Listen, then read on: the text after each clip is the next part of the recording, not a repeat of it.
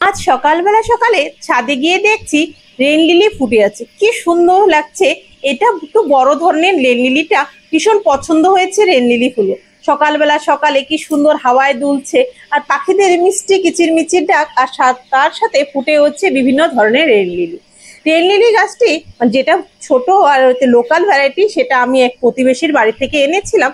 Rain lily সম্বন্ধে জেনেছি বিভিন্ন ধরনের সবার ব্লগ দেখে। গাছগুলো ভীষণ পছন্দ হয়েছে, হাজবেন্ডেরও ভীষণ পছন্দ হয়েছিল। তারপর আমরা অনলাইনে কালেক্ট করেছিলাম রেন লিলির বাল্ব। যেহেতু লোকালয়ে আমরা একটা কালারই পেয়েছি, বিভিন্ন ধরনের রেন লিলি লাগাতে চেয়েছে সেজন্য।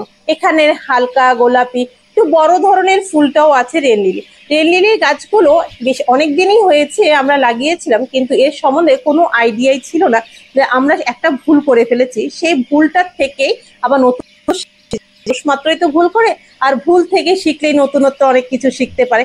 সেরকমই আমরা ভুল করেছি, ভুল থেকে শিখেছি। সেই পর্যন্ত অপেক্ষার অবসান হয়ে ফুলগুলো ফুটছে, মানে ভীষণ ভালো লাগছে।